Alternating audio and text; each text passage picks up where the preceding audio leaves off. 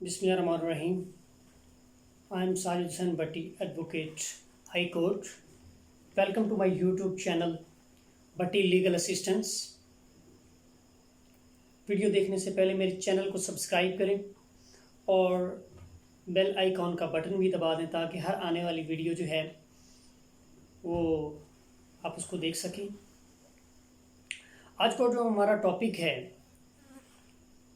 एक बड़ा important topic है जो है इस्तग़ासा, जिसको हम प्राइवेट कंप्लेंट भी कहते हैं।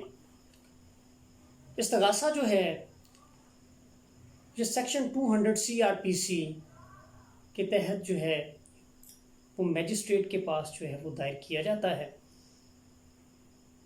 तो ये फौजदारी मुकदमात का दूसरा बड़ा ज़रिया है। यानी एक तो हम देखते हैं कि FIR जो है वो लॉन्च की जाती है और FIR के अलावा जो है ये दूसरा जो है फौजदारी मुकदमात का ज़रिया वो है इस्तग़ासा।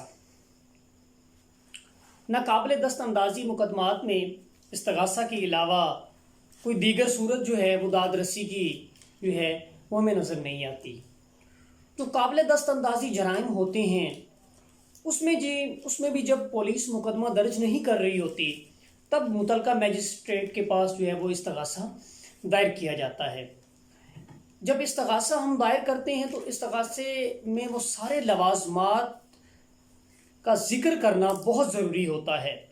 मसलन सारी तफसील हमें जो है उस इस्तग़ासे के अंदर जो है वो देना ज़रूरी होती है, जैसे कि जो वक़ूआ हुआ है उसकी तफसील, जो गवाहान हैं उनके नाम, जो मुल्ज़मान हैं उनके नाम, मुल्ज़मान का किरदार उस वक़ूए के अंदर क्या था उसको हम तफसील के साथ जो है वो बताते हैं। इसके अलावा कौन से मुल्ज़िम के पास कौन सा वेपन था और कौन से मुल्ज़िम ने कौन सा वेपन जो है वो उस वक़ूए के दौरान इस्तेमाल किया, ये सारे का सारा जो है वो इस्तग़ासा के अंदर हम तफसील जो है वो बयान करते हैं।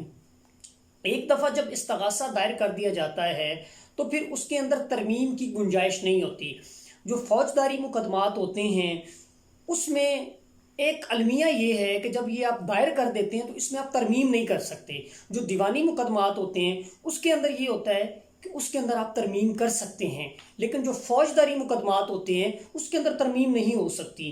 यानी जब FIR आपने दर्ज की तो जो मौक़िफ़ FIR के अंदर आपका आ गया उससे आप पीछे नहीं हट सकते। इसी तरह इस्तग़ासा के अंदर जब आप कोई बात बयान कर देते हैं तो फिर बाद में अगर आपको याद आए कि ये चीज़ रह गई थी तो फिर आप उसके अंदर तब्दीली नहीं कर सकते।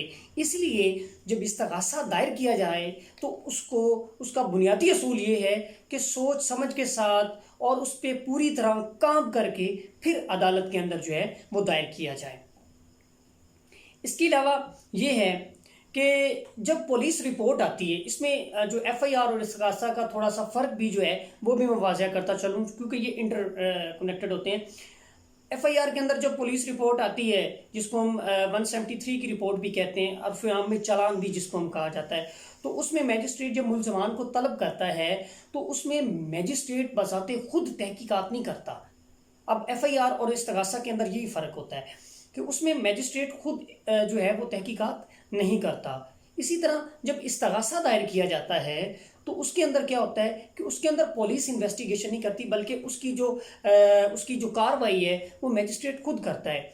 यानी 200 के तहत जब हम इस्तग़ासा दायर करते हैं, 200 CRPC के तहत जो इस्तग़ासा दायर करते हैं तो जो मैजिस्ट्रेट है वो मुद्दई का बयान जो है वो रिकॉर्ड करता है। रिकॉर्ड करने के बाद फिर वो क्या करता है कि जो है 202 के तहत जो है वो उसकी जो इब्तदाई तहकीकात है वो करता है मैजिस्ट्रेट। इब्तदाई तहकीकात करने के बाद अगर मैजिस्ट्रेट ये समझता है कि ये इस्तग़ासा झूठा है या ये काबिल भरोसा नहीं है या इस जो इस्तग़ासा है ये हक़ाइक़ पे मबनी नहीं है तो सेक्शन 203 के तहत 203 CRPC के तहत वो उसको खारिज कर देता है।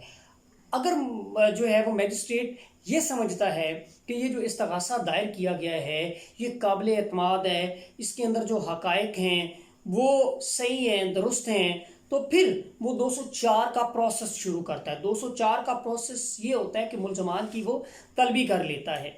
तो जब इस्तग़ासा जो है वो दायर हो जाए तो मुल्ज़मान जो है وہ طلب کر لیے جاتے ہیں، ان کو بذریعہ سمن یا وارنٹ جو ہے وہ طلب کر سکتا ہے۔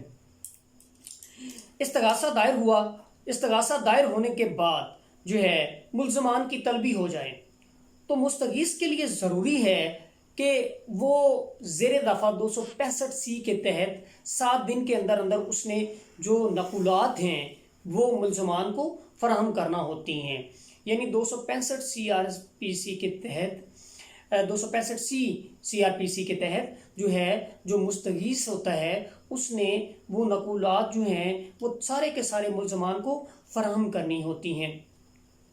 اس کے علاوہ جو ہے وہ جتنے ملزمان ہوں گے وہ سب کو ایک ایک سیٹ جو ہے وہ فراہم کرے گا۔ تو اس طرح آگے جب پروسیس ہوگا، ایویڈنس ہوگی، تو اس کے بعد جو ہے ٹل دا اینڈ کیا ہوگا کہ جو ہے اس میں آ جائے گا کہ جو اگر تو اس کی بریت ہو جاتی ہے، مثلا کوئی اکیوزڈ ہے تو اس کی بریت ہو جاتی ہے، یعنی کوئی بھی اگر ملزم ہے تو وہ بری ہو جاتا ہے، تو اس کی ایک صورت یہ پائی جاتی ہے کہ جب اگر کوئی ملزم جو ہے وہ بری ہو جائے، یعنی استغاثہ کے اندر آپ نے استغاثہ دائر کیا تو استغاثہ کے اندر جو ہے وہ کوئی ملزم جو ہے وہ بری ہو جاتا ہے تو 417(2) کے تحت جو ہے اس کی بریت کے خلاف جو ہے وہ ہائی کورٹ کے اندر جو ہے وہ اپیل دائر کی جاتی ہے۔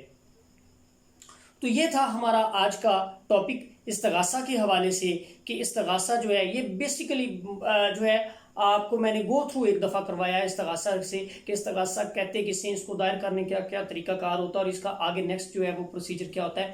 تو یہ ہمارا آج کا ٹاپک تھا۔ امید ہے آپ کو آج کی یہ ویڈیو پسند آئی ہوگی۔ اپنی دعاؤں میں یاد رکھیے گا۔